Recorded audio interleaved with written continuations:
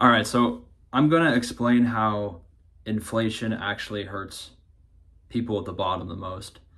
When the government decides to print trillions and trillions of dollars, if you already have a bunch of money, if you're someone that's wealthy and you have millions of dollars that are in the stock market, that's in real estate, that's in other assets, maybe cryptocurrency, stocks, like I said, real estate portfolio, 401ks, Roth IRAs. When the government just decides to print trillions of dollars like they did in COVID, the rich people actually get richer.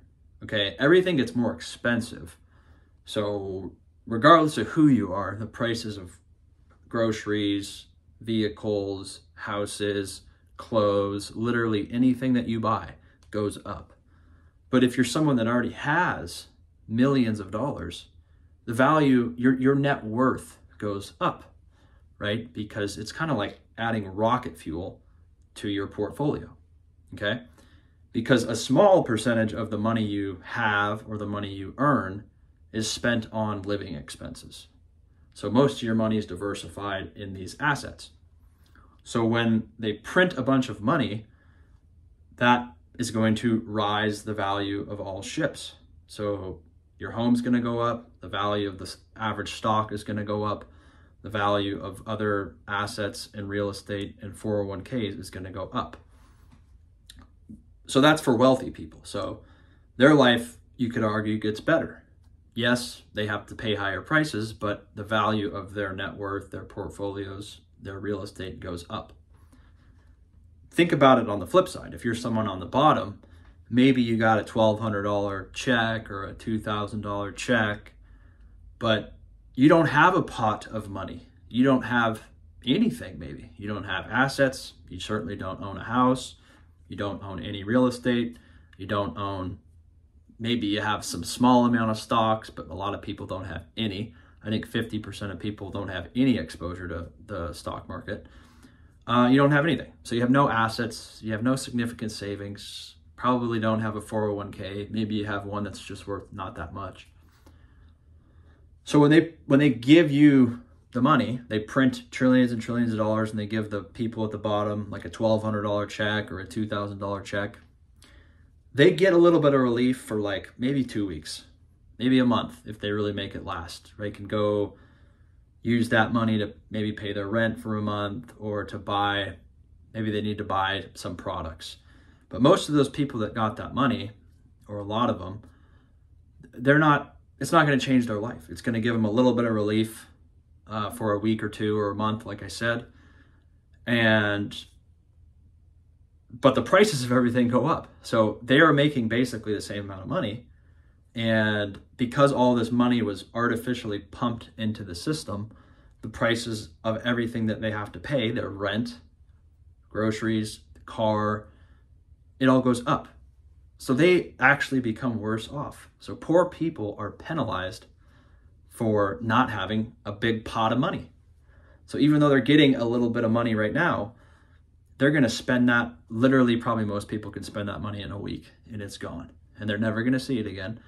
And the price they have to pay for getting a one-time check or 2 checks for $2,000 or $3,000 is that they're going to be poor forever because they'll never be able to afford a house because the prices are going up way faster than wages.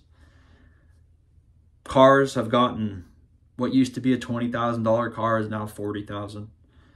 Can't afford that. Groceries have gone up. Everything has gone up. Clothing, insurance, everything that you have to buy has gone up. But if you already have money and you're rich, you just become richer. Yeah, you have to pay higher prices, but you can afford it because you have a huge amount of money that grows, at a high rate. But if you don't have savings and you don't have all these investment vehicles and you're just starting out, like if you're 20 years old or 25 years old coming out of college, you don't have a big savings and everything just becomes more expensive. So a larger and larger percentage of the money that you actually earn has to go directly towards living expenses and not towards your retirement or towards investment vehicles. Someone that's rich, they still have to pay to rent a place maybe, or a mortgage if they still have a mortgage, but it's a low percentage of their money. So most of that money can grow in all these different investment vehicles.